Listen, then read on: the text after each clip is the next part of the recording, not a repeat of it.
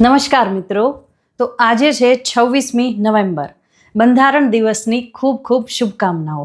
તો 26 નવેમ્બર 1949 આ દિવસ એવો હતો કે ત્યારે આપણા ભારત દેશનું બંધારણ અડોપ્ટ કરવામાં આવ્યું હતું. એટલે કે તેની આખી પ્રક્રિયા, બંધારણ બનાવવાની જે પ્રક્રિયા હતી તે પૂરી થઈ હતી અને બંધારણને અપનાવવામાં આવ્યું હતું. હા, 26મી જાન્યુઆરી 1950, જેને આપણે ગણતંત્ર દિવસ તરીકે ઓળખીએ છીએ, ત્યારે બંધારણ અમલમાં આવ્યું હતું. પણ અમુક આર્ટિકલ્સ, જે અમુક કલમ છે, તે 26 નવેમ્બર 1949થી જ લાગુ કરી દેવામાં આવી હતી.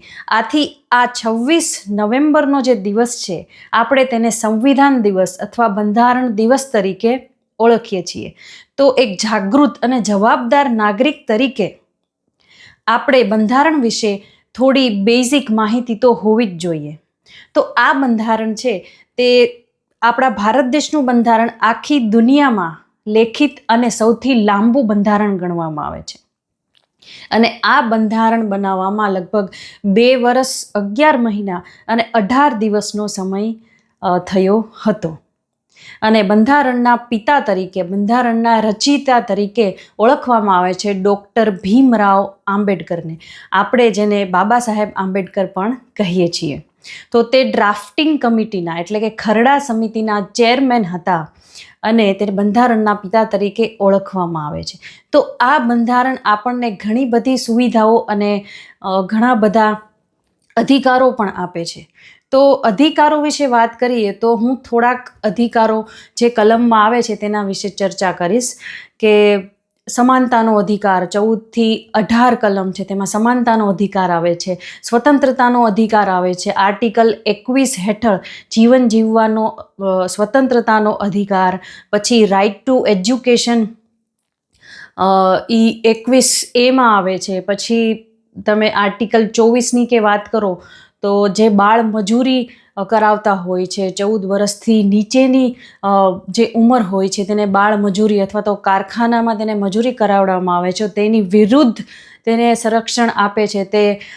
તેવા આર્ટિકલ અને તેવા અધિકારો પણ આપવામાં આવે છે. આર્ટિકલ 32ની વાત કરીએ તો તમે સુપ્રીમ કોર્ટમાં સીધી રીટ કરી શકો છો કોઈ તમારો અધિકાર હનન થાય તો મૂળભૂત અધિકાર છે આપણને જીવન, આદર્શ નાગરિક તરીકે, અને આપણને દેશમાં રહેવાની સુરક્ષા આપે છે આપણા મૂળભૂત અધિકારો. તો આ રીતે આપણું બંધારણ બનાવવામાં આવ્યું હતું. અને બંધારણ બનાવવામાં ઘણી બધી મહેનત કરવામાં આવી હતી. અને આ જે બંધારણ છે તે હસ્તલિખિત બંધારણ છે. અને તેની જે મૂળભૂત જે મેઇન પ્રત છે, તે મૂળ બુક છે, તે આપણે દિલ્હીમાં સાચવવામાં આવી છે, લાઇબ્રેરી ઓફ પાર્લામેન્ટ ઓફ ઇન્ડિયામાં. તો એની જે મૂળભૂત કોપી છે તે ત્યાં સાચવવામાં આવી છે. તો બંધારણ છે એ સૌથી લાંબુ અને લેખિત બંધારણ છે ભારતનું. અને આ રીતે વાત કરીએ તો ભારતનું આમુખ તમે વાંચો તો તેમાં ઘણા બધા એવા શબ્દો આવે છે, પ્રજાસત્તાક, સાર્વભૌમ. તો આવી થોડી માહિતી એક જાગૃત અને આદર્શ અને જવાબદાર નાગરિક તરીકે આપણને હોવી જોઈએ. અને જો સરકારી નોકરીની તમે તૈયારી કરો તો ફરજિયાત રીતે કમ્પલસરી બંધારણ તો ભણવું જ પડે અને જાણવું પડે, જોવું પડે. તો 26 નવેમ્બર 1949 ત્યારે આપણે બંધારણ સભાએ દેશ વતી બંધારણને અડોપ્ટ કર્યું હતું અને તેનું કામ પૂરું કર્યું હતું અને અમુક કલમો લાગુ કરવામાં આવી હતી. એટલે 26 નવેમ્બરને આપણે બંધારણ દિવસ અથવા તો સંવિધાન દિવસ તરીકે ઓળખીએ છીએ. તો બંધારણ દિવસની તમને બધાને ભારતના નાગરિક તરીકે શુભકામનાઓ અને અભિનંદન. તો આવા જ વિડીયો જોવા માટે સબસ્ક્રાઈબ કરો મારી ચેનલને અને જોડાઈ રહો મારી ચેનલ સાથે. Do like, share and subscribe.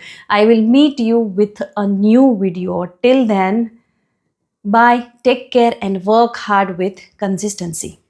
By.